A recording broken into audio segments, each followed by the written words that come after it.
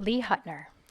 Lee was for 3 years our resident medievalist at the Writer's House, and we called upon him, I'd say, almost like you'd call upon a superhero, whenever we needed something medieval. So here he is today, sort of, talking sort of medieval. But anyway, he's talking about Dante and Dante's Magnificent Seven. So here's Lee Huttner.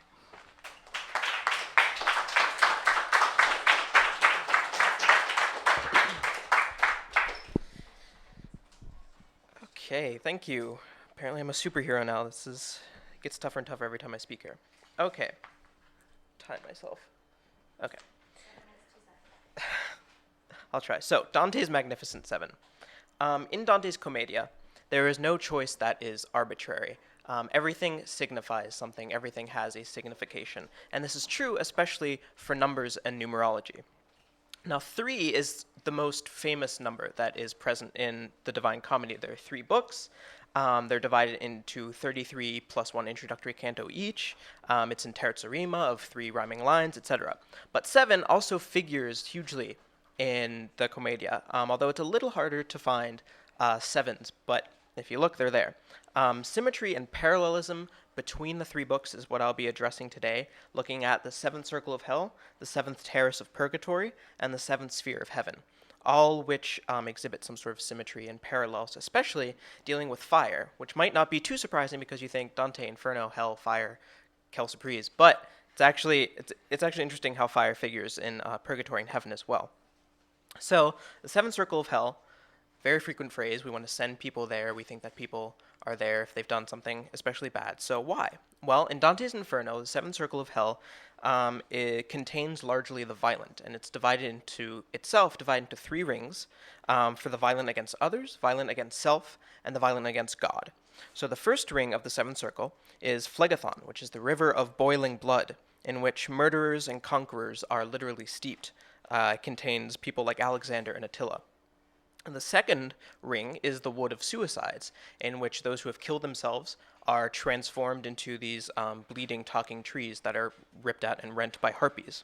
And the third ring of the 7th circle, this is where fire comes in, is the burning plain, or the abominable sands, whatever you want to call it, which holds blasphemers, users, and my personal favorite, sodomites. So the burning plain, it's this desert of burning sand, and all these flakes of fire are falling upon those who wander there. In the burning plain, Dante comes across Brunetto Latini, who is a Italian medieval poet that Dante considers sort of the father of his poetry. And what's especially interesting is that Dante refers to Latini using the pronoun voi, which is the Italian second person formal. This is the only time that he uses this in the Commedia. Even God he refers to as tu, the informal. So it sort of sets up a master-disciple relationship rather than a more personal relationship with God that Dante sees himself having. And Latini is among the sodomites. So we find here that good guys can also be in hell. It just happens that they've been unrepentant of their sins. So the 7th terrace of purgatory, jumping forward to the second book, contains the lustful, interestingly enough. And in Purgatory, the 7 terraces correspond to the 7 deadly sins, which Ariel will be talking about later. On the 7th terrace, the lustful are cloaked in a purging fire. It's not a painful fire, but it purges them of the sin of lust that they had before they can ascend into heaven. This contains adulterers, zoophiles, and, I'll say it, sodomites. So there's something about sodomites. In the 7th terrace is contained another poet, interestingly, Daniel Arnaud, who was basically the father of Provençal poetry. And he refers to Dante, as opposed to the other way around that we saw before, he refers to Dante as a vos, which is the Provençal second person formal. So again, we see a master-disciple relationship in terms of pronouns, but this time it's the other way around. Okay, so let's jump forward once again to the 7th sphere of heaven. So heaven is divided into 7 spheres, each corresponding to the 7 planets, including the moon and sun, that revolve around the earth in a traditional Copernican fashion. And this is the heaven of temperance and contemplation. In the 7th sphere of heaven, which is the sphere of Saturn, which is the last sphere before we ascend into the Empyrean and the fixed stars, Dante comes across Peter Damian and Benedict, who are both monks, who are both known for their celibacy, which is rather the opposite of being lustful and being a sodomite, I guess. And in the seventh sphere of heaven, Dante has a vision of Jacob's ladder, the same ladder that Jacob saw in the Old Testament, connecting the sphere of Saturn to the Empyrean, upon which souls and angels traveling up and down, and all of these souls here are wrapped in light. Benedict refers to them as flames, or fuochi. And let me just read a part from the Paradiso here.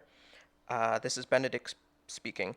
All these other flames spent their lives in contemplation, kindled by that warmth which brings both holy flowers and holy fruits to birth. Here is Macarius, here is Romualdus. Here are my brothers whose feet never strayed beyond their cloisters, and whose hearts were firm.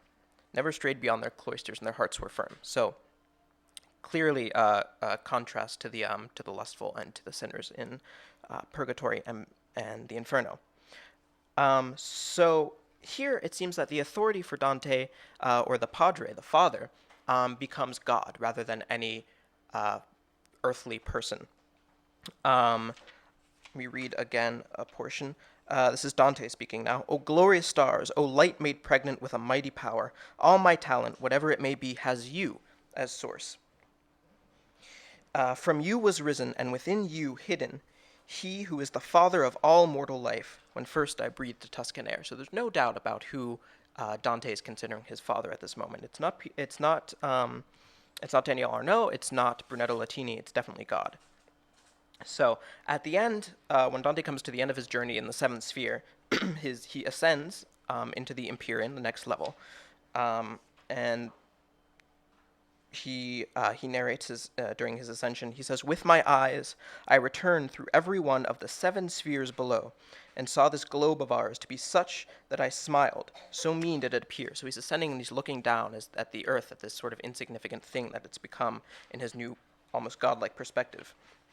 All seven planets there revealed, their sizes, their velocities, and how distant from each other their abodes. The little patch of earth that makes us here so fierce, from hills to river mouths, I saw it all.